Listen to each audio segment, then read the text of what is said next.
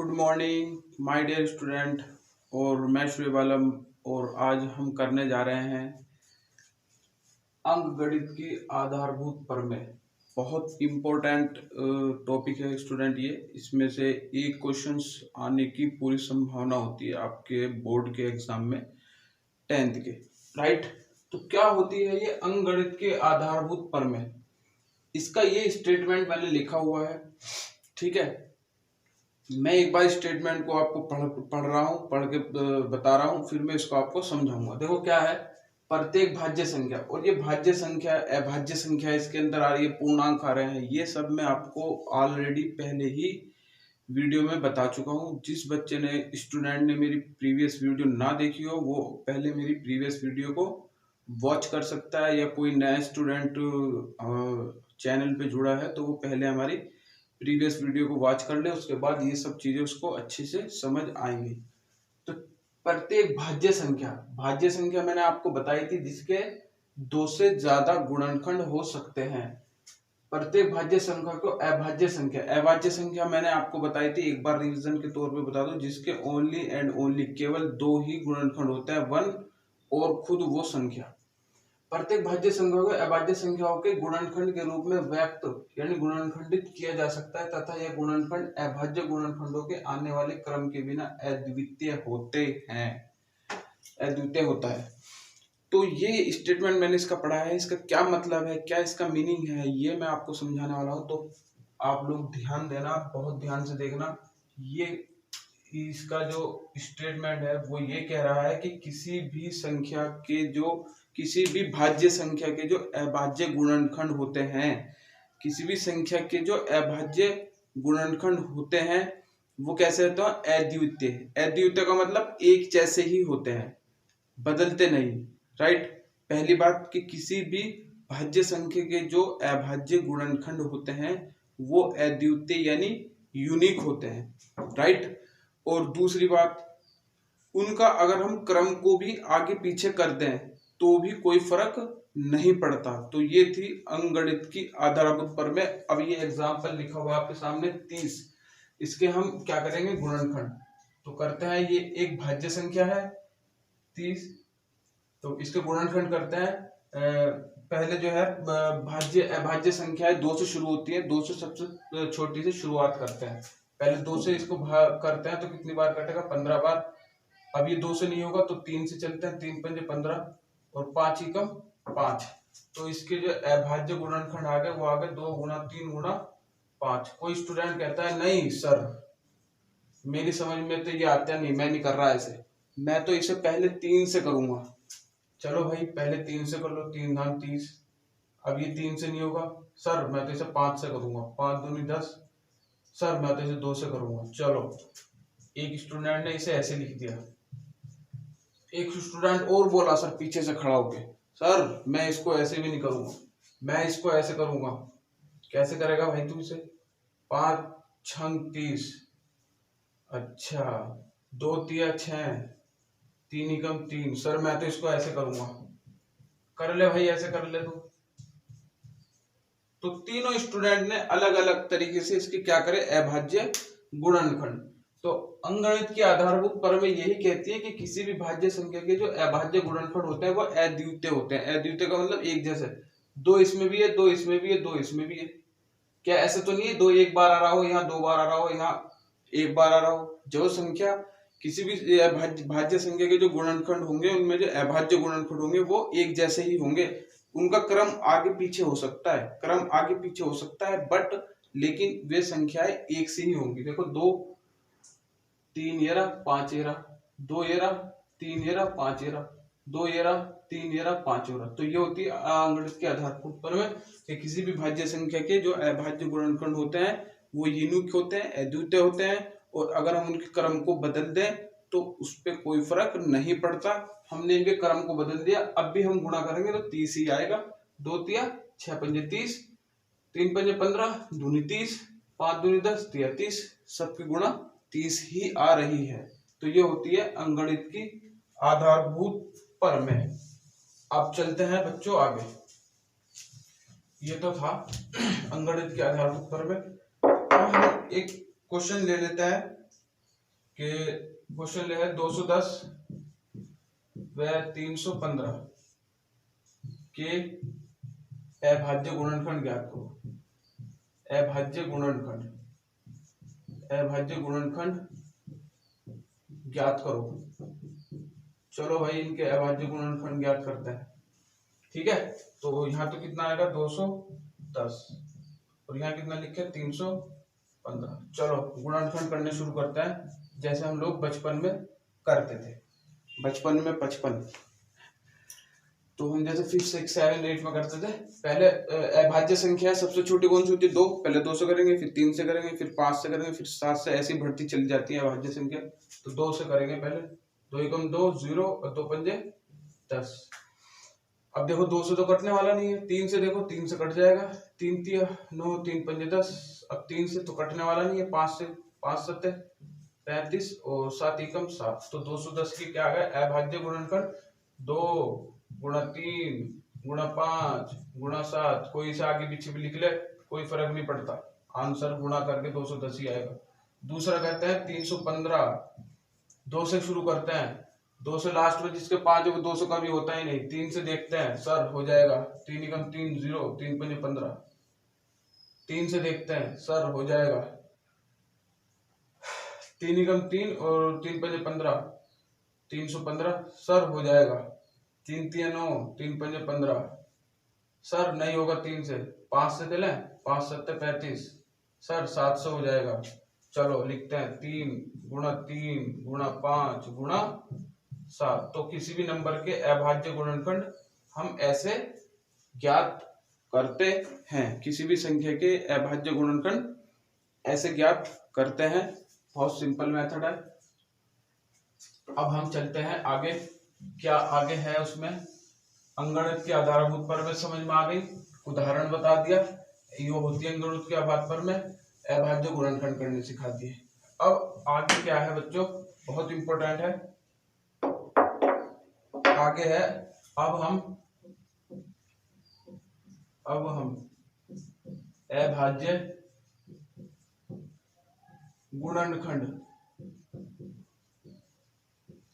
अभाज्य गुणनखंड विधि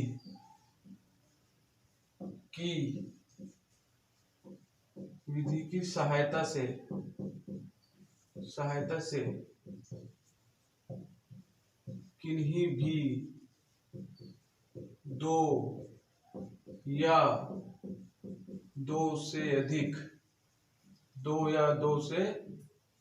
अधिक धनात्मक पूर्णांक के HCF यानी महत्तम समापवर्तक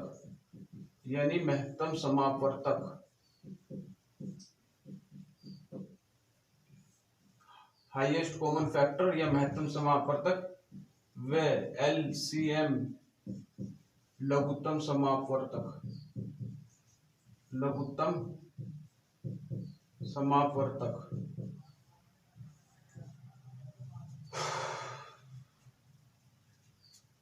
धनात्मक पूर्णांक के से अधिक धनात्मक पूर्णांक और आएगा यहाँ पर। धनात्मक पूर्णांक के HCF महत्तम समापवर्तक, धनात्मक पूर्णांक के HCF महत्तम समापवर्तक व LCM लघुत्तम समापवर्तक ज्ञात करेंगे। राइट। अब ये बात आती है बच्चों के HCF क्या होता है और LCM क्या होता है। HCF तो मैंने आपको पहले भी बताया कि यूक्लिड विभाजन प्रमेय से हमने HCF भी फाइंड की है निकालने। तो HCF तो मैंने आपको पहले भी बताया। तो LCM पे थोड़ा डिस्कस कर लेते हैं। LCM पे ले लेते हैं 2 नंबर 3 और 5। 3 और 5 का LCM कैसे निकालते थे बचपन में? ऐसे 3 एकम 3, 3 पे नहीं चलती ऐसे लिख दो। 5 से करते हैं, ये एक ऐसे ही 5 एकम 5। तो इन दोनों संख्याओं का LCM कितना आ गया? 3 गुणा 5 बराबर 15। यानी LCM किन्हीं भी 2 या 2 से अधिक नंबरों का संख्याओं का LCM यानी लघुत्तम समापवर्तक वह संख्या होती है वह संख्या होती है जो दोनों या तीनों संख्याओं से पूरी पूरी विभाजित हो जाती है। देखो लघुत्तम जो समापवर्तक है कि आप दो संख्या लो, तीन संख्या लो या चार संख्या लो, उनका आप लघुत्तम समापवर्तक अगर निकालोगे, जो आंसर आएगा लघुत्तम समापवर्तक वो सभी संख्याओं से पूर्णतः विभाजित होगा। देखो 15 3 से भी पूर्णतः विभाजित है और 15 5 से भी पूर्णतः विभाजित है और 15 3 और 5 का ही लघुत्तम समापवर्तक यानी LCM लोवेस्ट कॉमन मल्टीपल है। तो ये था लोवेस्ट कॉमन मल्टीपल यानी LCM की बात। अब बात करते हैं HCF। मैंने आपके सामने ले लिया 12 और 18। 12 और 18, 12 के फैक्टर करो और 18 के गुणनखंड करते हैं भैया। गुणनखंड करो 12 के गुणनखंड तो सर ऐसे बताया था बचपन में, 2 6 12, 2 3 6, 3 एकम 3, सर 2 गुणा 2 गुणा 3 बताया था मैडम ने। 18, 2 निम 18, 3 3 9, 3 एकम 3, सर 2 गुणा 3 गुणा 3, सर कॉमन लेना बताया था कि ये कॉमन आ रहा है, एक कॉमन आ रहा है, एक तो 2 कॉमन आ रहा है और एक 3, 2 3 6 आ गया सर HCF। तो 18 और 12 का HCF तो 6 आ गया। तो HCF एक ऐसी संख्या होती है, किन्हीं भी दो या दो से अधिक संख्याओं का HCF यानी महत्तम समापवर्तक ऐसी संख्या होती है जो सारी संख्याओं को पूर्णतः विभाजित करता है। इसका उल्टा, इसमें तो ये संख्या विभाजित करती है LCM में और HCF में ये संख्या है, ये HCF ये संख्याओं को पूर्णतः विभाजित करता है। 6 12 को भी विभाजित करता है, 6 18 को भी विभाजित करता है, यानी 6 12 के यानी जो है 12 6 के टेबल में भी आता है, 18 6 के टेबल में भी आता है। तो उल्टा है LCM और HCM में। तो ये होते थे LCM और HCF। अब हम एक क्वेश्चन लेंगे और उसके माध्यम से LCM और HCF को फाइंड करेंगे। कौन सी विधि से? अभाज्य गुणनखंड विधि से। क्वेश्चन लिख लेता हूं मैं। क्वेश्चन है 24 व 36 के अभाज्य गुणनखंड। बहुत इंपॉर्टेंट क्वेश्चन है, आता जरूर है। अभाज्य गुणनखंड विधि से HCF व LCM ज्ञात करो। पहले हमने यूक्लिड विभाजन परमेयिका से सिर्फ HCF फाइंड करना सीखा था। अगर यूक्लिड विभाजन परमेयिका से आए HCF तो हमें ऐसे ही करना होगा यूक्लिड विभाजन परमेयिका के ही द्वारा। अगर ये अभाज्य गुणनखंड विधि से LCM और HCF दोनों फाइंड कर सकते हैं, ज्ञात कर सकते हैं, लेकिन यूक्लिड विभाजन परमेयिका से हम सिर्फ HCF ही फाइंड करते थे। लेकिन अभाज्य गुणनखंड विधि से हम HCF और LCM दोनों फाइंड कर लेते हैं। कैसे? इधर देखो सर, 24 के गुणनखंड करने सिखा दो। 24 के गुणनखंड बचपन में 2 एकम 2, 2 दूनी 4, 2 छिक्का 12, 2 3 6, 3 एकम 3, 2 गुणा 2 गुणा 2 गुणा 3। सर इसको तो ऐसे लिख सकते हैं, 2 3 12 रहा तो 2 की पावर 3 गुणा 3 ऐसे लिख सकते हैं। हाँ लिख लो, बिल्कुल लिखो। सर 36 के गुणनखंड कैसे होंगे? इसे मिटा के कर दो सर। 36 के गुणनखंड 2 से करो सर पहले, क्योंकि 2 ही सबसे पहली अभाज्य संख्या होती है। 2 एकम 2 और 2 अट्ठे 16, सर 2 निम 18, सर 3 3 9, सर 3 एकम 3, 2 गुणा 2 गुणा 3 गुणा 3। सर इसको ऐसे लिख सकते हो क्या? बिल्कुल लिख सकता हूँ, बिल्कुल लिख सकता हूँ। अब यहाँ देखो HCF क्या होता है। HCF 2 नंबर का 24 और 36 का HCF निकालने का क्या मेथड है, यह कैसे निकलता है? HCF संख्याओं में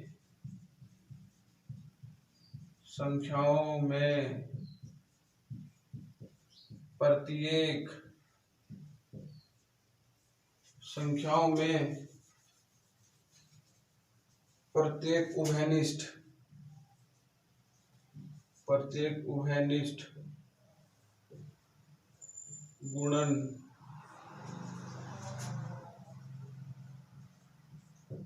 उभयनिष्ठ गुणनखंड की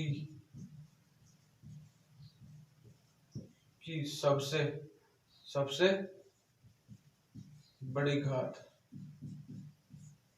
सबसे बड़ी घात का गुणनफल ये होता है HCF। संख्याओं में प्रत्येक उभयनिष्ठ का मतलब जो दोनों में हो, जो तीनों में हो, जो सब में हो, उभयनिष्ठ गुणनखंड की सबसे बड़ी घात का गुणनफल ये होता है LCM। और LCM क्या होता है? LCM इन्हीं भी दो नंबर का 24 और 36 है हमारे पास। इसे लिखो संख्याओं में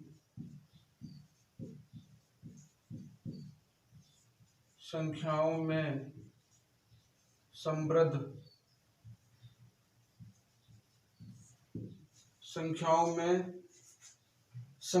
प्रत्येक अभाज्य गुणनखंड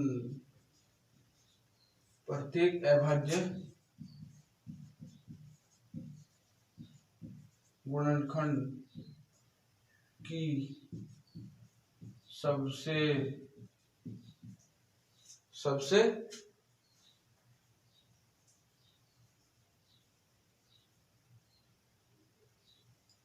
सबसे बड़ी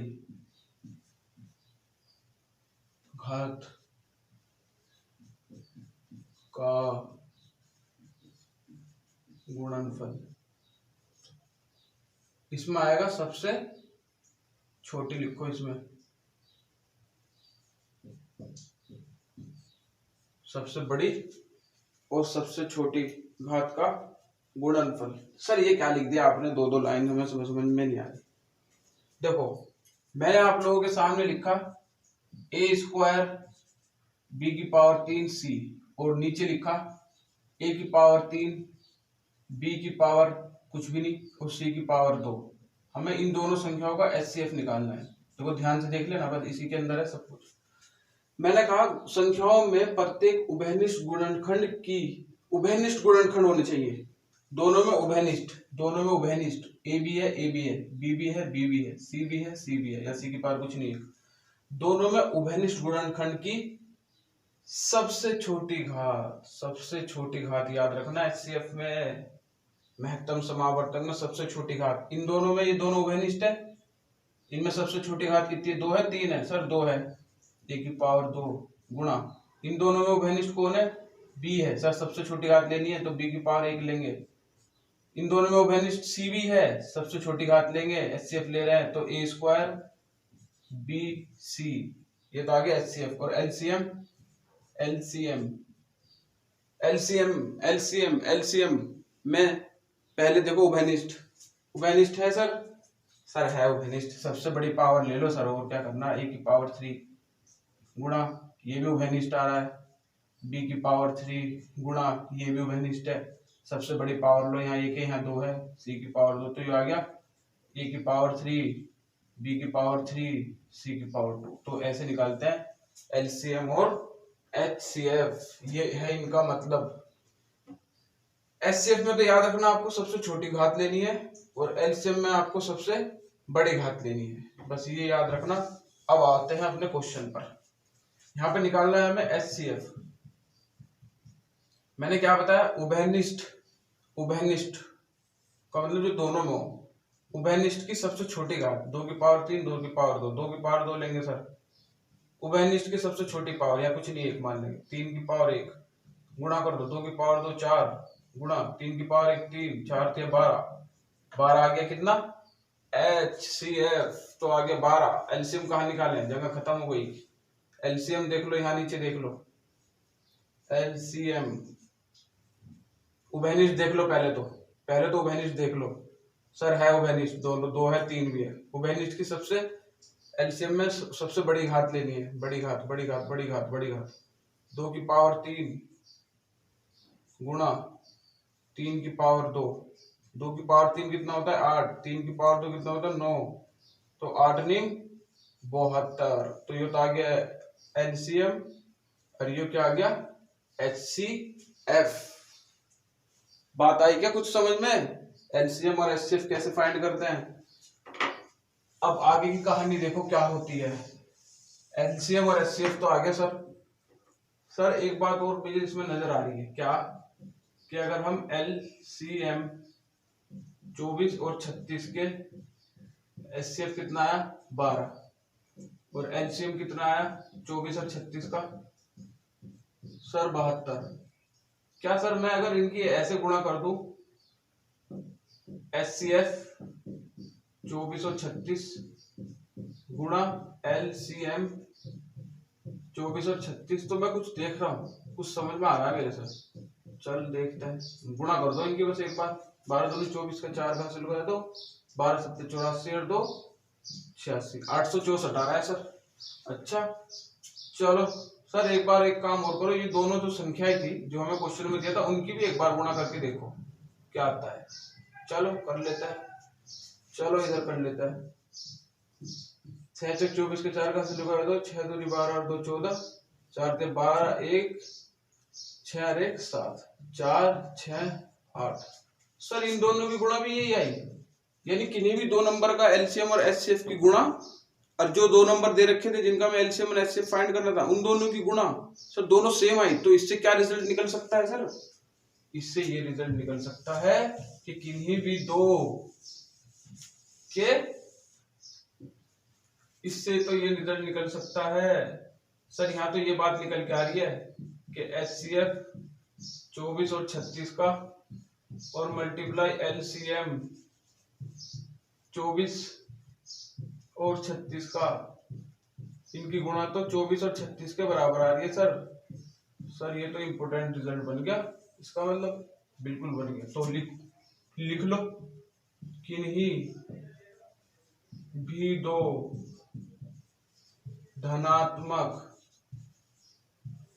पूर्णांक, किन्हीं भी दो धनात्मक पूर्णांक ए व किन्हीं भी दो धनात्मक पूर्णांक ए और बी के लिए, ए व बी के लिए, किन्हीं भी दो धनात्मक पूर्णांक ए व बी के लिए क्या लिख सकते हैं, किन्हीं भी दो धनात्मक पूर्णांक ए और बी के लिए सर उन दोनों संख्याओं का एचसीएफ ए और बी का और उन दोनों संख्याओं का एलसीएम ए और बी का उन दोनों संख्याओं के गुणा के बराबर आता है। ये बहुत इंपॉर्टेंट रिजल्ट आपके सामने आ गया है कि किन्हीं भी दो संख्याओं का एचसीएफ और एलसीएम दोनों की गुणा वो ही आती है जिन संख्याओं का हमने एलसीएम और एचसीएफ निकाला है उनकी गुणा, राइट। तो हमारे पास 24 और 36 थे, उन दोनों की गुणा भी यही आई और उन दोनों के एलसीएम और एचसीएफ की गुणा भी यही आई और दोनों की गुणा भी यही आई। तो ये बहुत इंपॉर्टेंट रिजल्ट है और ये भी आपको याद रखना है कि ये रिजल्ट ओनली केवल दो संख्याओं के लिए ही वैलिड है, केवल दो संख्याओं पे ही ये लग सकता है। जब आपको दो संख्याएं दी और उनका एलसीएम और एचसीएफ निकालना हो अभाज्य गुणनखंड विधि द्वारा, तो ही ये लगता है दो संख्याओं के लिए। तीन संख्या या उससे ज्यादा पे ये नहीं लगता। तो बहुत इंपॉर्टेंट पोर्शन है आज मैंने कराया आपको। 2 नंबर या 3 नंबर का क्वेश्चंस इसमें पूरी संभावना होती है आने की बोर्ड एग्जाम में, तो आप इसे अच्छे से तैयार कर लेना स्टूडेंट्स। और वीडियो अच्छी लगी हो तो थम्स अप।